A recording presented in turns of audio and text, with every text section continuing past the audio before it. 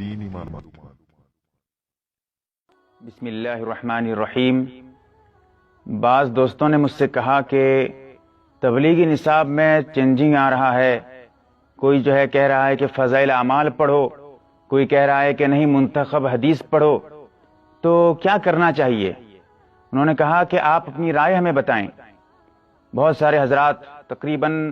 13-14 لوگوں نے مجھ سے کہا کہ آپ اس بارے میں بتائیں کہ ہمیں کیا کرنا چاہیے۔ میں یہاں جو میں بتاؤں گا آپ کو، یہ نہیں کہوں گا کہ آپ ایسے کریں ویسے کریں، جو میرے سمجھ میں ہے ابھی اور جو مناسب لگ رہا ہے۔ یاد رکھیں، یہاں پر میں نے اختلاف کی بات کروں گا، نہ کسی پر تنازع کروں گا یا کچھ اور باتیں کروں گا۔ یہاں پر میں صرف ایک اصولی بات آپ کو سمجھانا چاہوں گا کہ آپ جو ہے صحیح بات سمجھ پائیں کہ اصل چیز کیا ہے۔ سب سے پہلی بات تو یہ ہے کہ تبلیغی نصاب میں اگر آپ منتخب حدیث داخل کرنا چاہتے ہیں، منتخب حدیث داخل کر کے اس کو جو ہے نصاب میں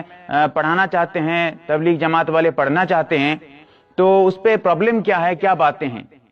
اس پہ جو ہے پریشانی کیا ہے، میں مختصر بتاؤں گا، لیکن اصولی بات اگر آپ مکمل باتیں سنیں گے تو انشاءاللہ صحیح طریقے سے آپ بات سمجھ پائیں گے۔ سب سے پہلی بات یہ ہے کہ منتخب حدیث، یہ جو ہے اسے میں غلط نہیں کہہ رہا ہوں، تاکہ میں پہلے جو ہے واضح کر دوں، تاکہ آپ یہ نہ سمجھ لیں کہ میں منتخب حدیث کو غلط کہہ رہا ہوں، میں کہہ رہا ہوں کہ منتخب حدیث غلط ہے، یہ ایسا نہیں ہے۔ یہ بات یاد رکھیں، میں منتخب حدیث کو غلط نہیں کہہ رہا ہوں، منتخب حدیث بھی صحیح ہے۔ جب میں نے کچھ باتیں اس کے بارے میں کی ہیں تو بعض دوستوں نے مجھ سے کہا کہ اگر آپ منتخب حدیث کو کہہ رہے ہیں کہ مت پڑھیے، جیسے کہ میں بھی آپ کو بتاؤں گا، تفصیلی بات بتاؤں گا،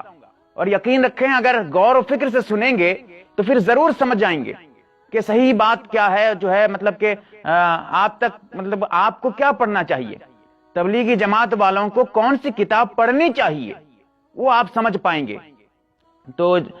میں نے کہا ان سے، جو بعض دوستوں نے مجھ سے کہا کہ آپ جو ہے منتخب حدیث کو کہہ رہے ہیں کہ تبلیغی نصاب میں داخل نہیں کیا جائے، اس کی وجہ وہ کہہ رہے ہیں کہ جیسے کہ میں نے تو دلائل سے بات چیت کی ہے، میں بہرحال یہاں پر یہ کہنا چاہوں گا، انہوں نے کہا کہ اس کو کیوں ہٹانا چاہتے ہیں۔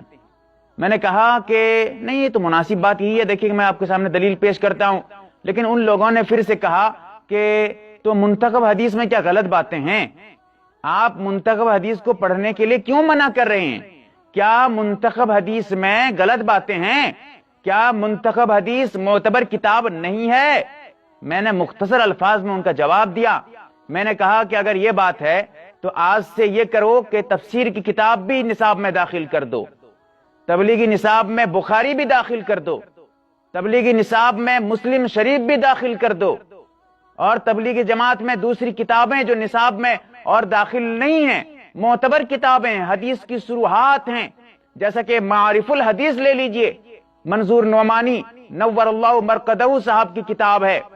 آپ ان کی کتاب کو داخل کر لیجئے۔ یاد رکھیں اس طرح کی باتیں نہ کریں، میں نے انہیں سمجھایا۔ بہرکیف یہاں جو مجھے اصل چیز بات بتانی ہے آپ کو، اصل بات آپ کے سامنے پیش کرنی ہے، وہ یہ ہے کہ منتخب حدیث ایک معتبر کتاب ہے، آپ اسے پڑھ بھی سکتے ہیں، کوئی حرج نہیں ہے، لیکن مناسب کیا ہے وہ سمجھیں۔ حدیث میں آتا ہے، بخاری شریف میں جلد نمبر 1 صفحہ نمبر 14 پر حدیث موجود ہے، اذا اسد، حدیث کا ایک چھوٹا سا ٹکڑا پیش کر رہا ہوں، اذا اسد الامر الى غیر اہلہ فانتظر الساعہ، کہ جب کام کسی نااہل کے سپرد کر دیا جائے تو قیامت کا انتظار کرو۔ یعنی یہ قیامت کی علامت ہے کہ جو جس کام کا اہل نہیں ہے، جس کام کو کرنے کی اس کے اندر صلاحیت نہیں ہے، اگر وہ کام شروع کر دے تو سمجھو کہ یہ قیامت کی علامت ہے اور یہ قیامت قریب ہے۔ آپ علیہ السلام نے ارشاد فرمایا ہے، بخاری میں حدیث ہے۔ اور اسی طرح ایک حدیث میں آتا ہے، جیسا کہ بہت ساری کتابوں میں، مختصر بات بتاتا ہوں، جیسا کہ حدیث میں ہے کہ ان عبداللہ بن مسعود قال وَيَجِيءُ قَوْمٌ يَقِيسُونَ الْأَمْرَ بِرَائِهِمْ، سنن دارمی میں جلد نمبر 1 صفحہ نمبر 58 پر موجود ہے کہ حضرت عبداللہ بن مسعود کہتے ہیں کہ آخری زمانے میں حضور صلی اللہ علیہ وسلم نے ارشاد فرمایا ہے کہ آخری زمانے میں ایسے حضرات آئیں گے جو اپنی رائے سے، اپنے دماغ سے، اپنی باتوں سے قیاس کرنا شروع کر دیں گے، شریعت کے معاملے میں اپنی رائے کو دخل دینے لگیں گے، ایسے حضرات آخر زمانے میں آئیں گے۔ تو بہرحال یہ کہنا چاہوں گا کہ خلاصہ بالکل یہی ہے کہ دیکھیں، اگر میری مکمل بات سنیں گے تو پھر یقین رکھیں آپ کے سامنے بات کھل کر آ جائے گی۔ میں کسی کو غلط نہیں کہہ رہا ہوں، یہاں جو بتا رہا ہوں مناسب کیا ہے، تبلیغی جماعت والوں کے لیے بہتر کیا ہے، مناسب کیا ہے، اچھا کیا ہے، فضائل عمل پڑھنا ان کے لیے مناسب ہے یا منتخب حدیث پڑھنا ان کے لیے مناسب ہے، یہ چیز بتا رہا ہوں۔ لیکن بعض حضرات جب یہ ویڈیو دیکھیں گے تو کہنے لگیں گے کہ یہ جو ہے منتخب حدیث کو غلط کہہ رہا ہے۔ یاد رکھیں، میں کھل کر کہتا ہوں منتخب حدیث کو میں غلط نہیں کہہ رہا ہوں، بلکہ یہاں پر جو مناسب بات ہے وہ بات آپ کے سامنے بتا رہا ہوں۔ تو بہرحال یہ عرض کر رہا تھا کہ شریعت کے معاملے میں اپنی مرضی کو دخل دینے کی بالکل اجازت نہیں ہے۔ تو آپ جب منتخب حدیث پڑھیں گے تو اس میں حدیث لکھی گئی ہے، لیکن حدیث کی تشریح نہیں ہے، توضیح نہیں ہے۔ علماء نے اس حدیث کی تشریح نہیں کی ہے۔ جس کتاب کو آپ پڑھیں گے، جیسے کہ منتخب حدیث کے بارے میں کہہ رہا ہوں، جب آپ منتخب حدیث کو پڑھیں گے تو اس پہ جو ہے حدیث لکھی گئی ہے، اس کا ترجمہ موجود ہے، لیکن آپ اس کی جگہ پہ آپ اس حدیث کی تشریح نہیں پڑھ پائیں گے، تشریح نہیں ملے گی۔ لیکن آپ اگر فضائل اعمال پڑھتے ہیں، اور یاد رکھیں فضائل اعمال جو کتاب لکھی گئی ہے یہ حضرت جی یعنی مولانا الیاس صاحب نور اللہ مرقدہ نے مولانا زکریا صاحب رحمت اللہ علیہ سے کہا کہ آپ تبلیغی جماعت کے لیے 6 نمبر پہ ایک مستقل کتاب لکھیں، تو حضرت زکریا رحمت اللہ علیہ نے ایک مستقل کتاب لکھی اور ہر حدیث کی انہوں نے تشریح کی فضائل اعمال میں۔ آپ فضائل اعمال پڑھتے ہیں، تبلیغ سے تعلق رکھتے ہیں، آپ جانتے ہیں کہ فضائل اعمال پہ ہر حدیث پہ تشریح کی گئی ہے۔ لہذا یہ کہنا چاہتا ہوں، اور یاد رکھیں فضائل اعمال جو لکھی گئی ہے یہ خاص کر تبلیغی جماعت کے لیے لکھی گئی۔ تو بہرحال یہ عرض کر رہا تھا کہ جب آپ منتخب حدیث پڑھیں گے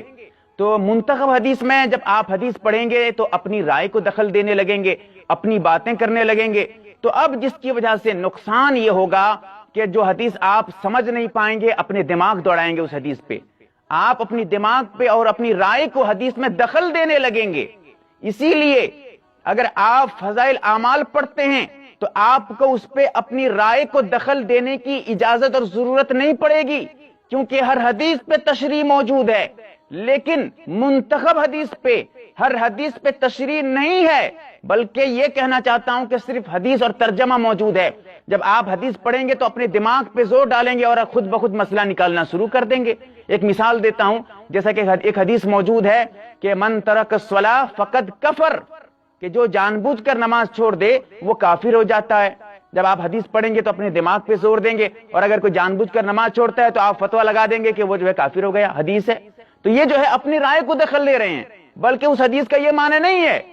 اس حدیث کا یہ معنی نہیں ہے کہ نماز چھوڑ دینے سے جان بوجھ کر آدمی کافر ہو جاتا ہے، اس حدیث کا یہ مطلب نہیں ہے۔ مطلب اس وقت ہوگا کہ جب علماء اکرام مطلب آپ کو بتائیں گے، آپ سمجھ پائیں گے۔ اسی لیے مناسب یہ ہے کہ آپ فضائل اعمال پڑھیے، منتخب حدیث کو مت پڑھیے، ورنہ آپ اپنی رائے کو شریعت میں دخل دینے لگیں گے۔ آپ کو قرآن و سنت کے بارے میں اتنی مہارت تامہ حاصل نہیں ہے، آپ اپنے دماغ پہ زور دے کر اپنی رائے کو شریعت میں داخل کریں گے، حدیث سے آپ قیاس کرنے لگیں گے، اور آپ کے اندر اتنی صلاحیت نہیں ہوگی، تو آپ پھر گمراہ ہو جائیں گے، بھٹک جائیں گے۔ اسی لیے مناسب یہ کہنا چاہتا ہوں، آپ سمجھنے کی کوشش کریں اور یہ سمجھیں کہ فضائل اعمال پڑھنا ہی آپ کے لیے بھلائی ہے، فضائل اعمال پڑھنے میں ہی آپ کے لیے صحیح ہے اور اس میں مناسب آپ کے لیے ہے، کیونکہ فضائل اعمال صرف تبلیغ جماعت کے لیے ہی،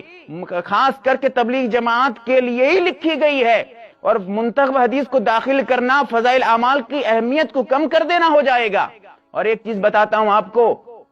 کہ یہ جو فضائل اعمال ہے، آج اگر کوئی آ کر کہہ رہا ہے کہ منتخب حدیث داخل کرو نصاب میں، پھر 10 سال کے بعد کوئی آئے گا کہے گا کہ فلاں کتاب کو نصاب میں داخل کرو، پھر 10 سال کے بعد کوئی آئے گا وہ کہے گا فلاں کتاب کو نصاب میں داخل کرو، یہ ایک پھر کھلواڑ بن کے رہ جائے گا۔ نصاب میں داخل کرنا ہے، مشورے سے داخل کیا جائے گا، ایک الگ چیز ہے، اس پہ ایک لمبی باتیں ہوں گی، انشاءاللہ اس بارے میں بھی بتاؤں گا۔ لیکن یہاں پر جو ہے پھر ایک عجیب سا معاملہ جو چل رہا ہے، مولانا رحمت اللہ علیہ یعنی مولانا الیاس صاحب رحمت اللہ علیہ نے جس طرح کام شروع کیا ہے اسی انداز سے چلائیں گے تو آپ تبلیغی جماعت والے کہلوائیں گے۔ ورنہ تبلیغی جماعت والے کہلوانے کے حقدار نہیں ہوں گے۔ اگر مولانا الیاس صاحب نے جو اصول بتایا ہے اس اصول کو چھوڑ کر آپ اپنی مرضی سے اگر تبلیغی جماعت کو چلانا چاہیں گے تو پھر آپ اپنی جماعت چلا رہے ہیں، مولانا الیاس صاحب کی جماعت پہ آپ نہیں چلا رہے ہیں، بلکہ آپ یہ اعلان کریں کہ آپ الگ جماعت چلا رہے ہیں، آپ جو ہے الگ جماعت چلا رہے ہیں، کیونکہ مولانا الیاس صاحب جو تبلیغی جماعت شروع کیے ہیں وہ جس طرح کر رہے تھے اسی طرح آپ اگر کریں گے تو پھر آپ کا کام صحیح ہے۔ اللہ تعالی ہمیں صحیح سمجھنے کی توفیق عطا فرمائے۔ ہر طرح کی دینی معلومات حاصل کرنے کے لیے ہمارے چینل کو سبسکرائب کریں اور بیل والے نشان کو دبائیں۔ نیز یاد رہے ہم آپ کے لیے ہر دن نئے ویڈیوز لاتے رہیں گے۔